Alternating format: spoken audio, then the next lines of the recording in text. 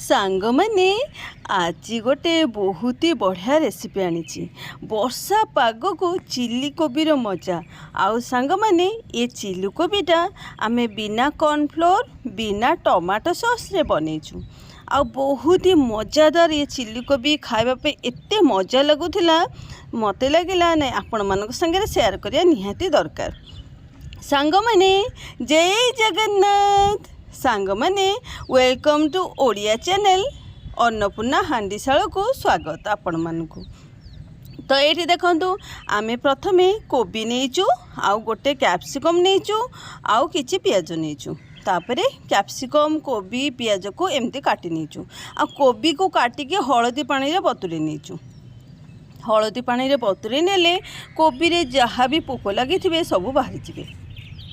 सांग मैंने परिबा तक तो रेडी हो गला। एबे चलतु गोटे घोल बनैबा। घोल पई नेछि अध गिना अटा अटा बेली चाउलर अटा व्यवहार करछि आउ अध गिना मैदा आउ तापरे मु एठी मसला गुंड रे देछि किसी काश्मीर चिली रंग पई कलर पई कि आ जेमती रंग सब व्यवहार करछन आमे तो रंग एठी व्यवहार करनु आमे एठी काश्मीर चिली व्यवहार करछु।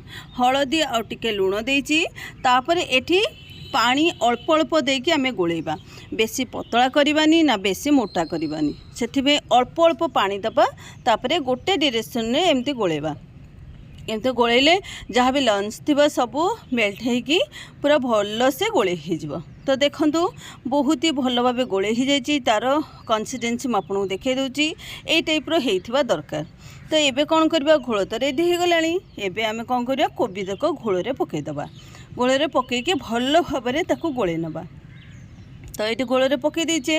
तो ये देखो ये कोबीटा जो आम छाणीबा पूरा स्क्रिपी करके छाणीबा एकदम क्रंची करके छाणीबा। तो ये आम प्रथम घोल रे पूरा भल से डुबेकी मिसई नबा बहुत ही भल से मिसेबा। तापर सांग माने ये घोल रे मिसी गला परे किछि समय छाड़ीबा। सांग माने जदि आपण माने चैनल ले नुआ ताले छोट अनुरोध चैनल को प्रथमे सब्सक्राइब करनियंतु। पाखरे थिबा जो बेल आइकनटा अछि प्रेस करी ऑल सिलेक्ट करनियंतु। एटा करबा द्वारा आपण मानक नोटिफिकेशन जीव आपण माने एमती मजादार वीडियो देखि परिबे। तो ये देखंतु तेल आमे पके गरम करनेलु कड़ाई रे तापरे कोबी गोटे गोटे की पकेबा गोटे गोटे की एमती पकेबा पकेकी भल भाबरे पूरा भल भाबरे कोबी को छाणीबा। तो ये देखंतु आमे कोबी तक पके देलु पकेकी ताको बहुत ही भल भाबे पूरा एकदम कोबी पूरा मौलुन आसवा पर्यंत पूरा एमती देखंतु आम ताको भाजिबा।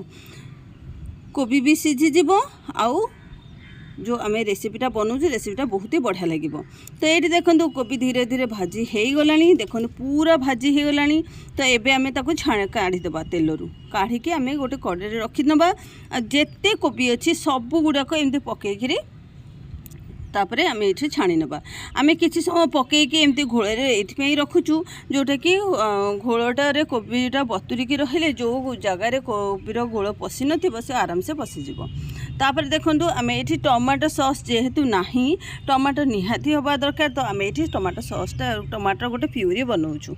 टमाटो प्यूरी बनवाई मु 2टा टमाटो नहीं जोटा कि काटी नहीं आ देखंतु कोबी केते बढ़िया से छाणी होईची पूरा बढ़िया भल भाव गोटे कोटिंग पड़ जाइए कोबी रे।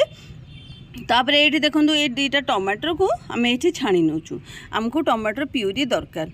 तो ये देखो छाणी सारा गोटे प्लेट को काढ़ी नहींचु काढ़ी टिके समय ठंडा कर रखी तापर ये टमाटर ऊपर जो चोपाटा नहीं से चोपाटा को काढ़ी नवा एमती काढ़ी नवा। सांग माने रेसिपीटी जदि भल लगे गोटे लाइक आ गोटे कमेंट निश्चिंत करेंगे। आ कौटू देखुंती से कमेंट बॉक्स रे निश्चिंत जनइबे। देखंतु टमाटर सब जाक चोपा छड़े सारापर आम या कौन करवा गोटे मिक्सी जार रे नहीं जावा सब जाक टमाटर नहीं जावा ता देहरे गोटे चामच चीनी दबा। चीनी दे सारापर आपको टिके पानी देके बाटिबे।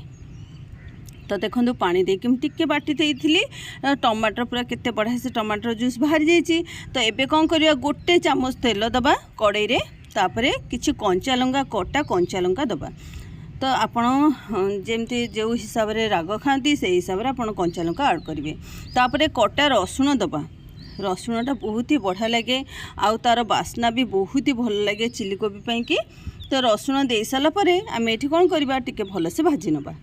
भाजी सारापर प्रथमे आम कैप्सिकम पकाउची कैप्सिकम को पकईकी टिके घाटी नबा टिके नरम हवा पर्यंत घाटी नबा। तो ये देखूँ टिके हल्का नरम हो गलानी।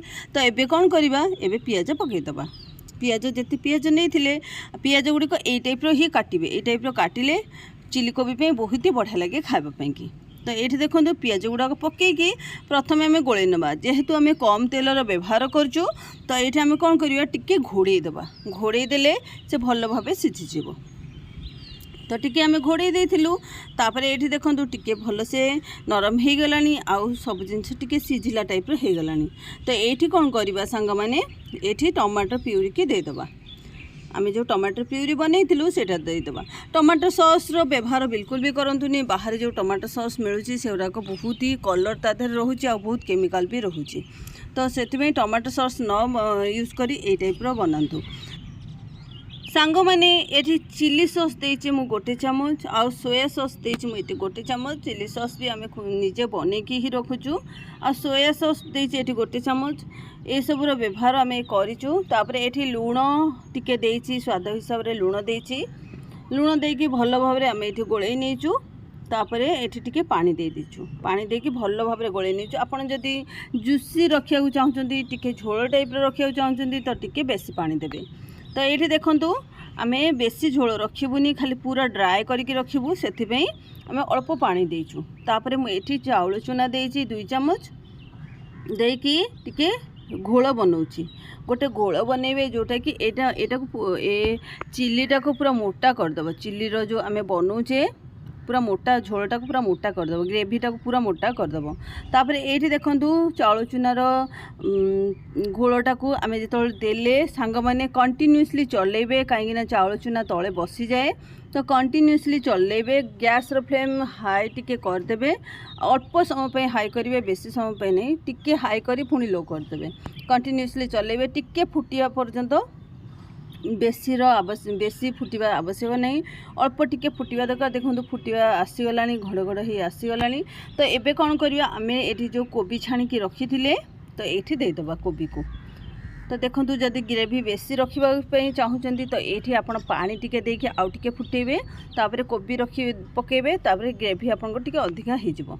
तो ये देखो आम कोबी पकई सारापर गैस फ्लेम एकदम लो करदेबे हाई बिल्कुल भी करेंगे जमा भी। तो पूरा लो करदेबे लो करके कोबी को टिके ये जो ग्रेवी रे मिसेबे भल भाव में मिसई सारापर गैस फ्लेम बंद करदेबे। तो ये सांग मैंने देखो आम चिली कोबी रेडी हो गला। आउ ये टाइप रो कोबी निश्चिंत बना दो मत कमेंट बॉक्स लिखा बिल्कुल भी भूलें। सांग मैंने आज ये रेसिपी आपण मानकु केमती लगिला मते तो कमेंट बॉक्स में निश्चिंत बने कहिबे आपण केबे बनाउचंदी मते निश्चिंत जणेबे। तो आज में एतिकी रहुची पुणी देखा नुआ एक रेसिपी सहित। जय जगन्नाथ।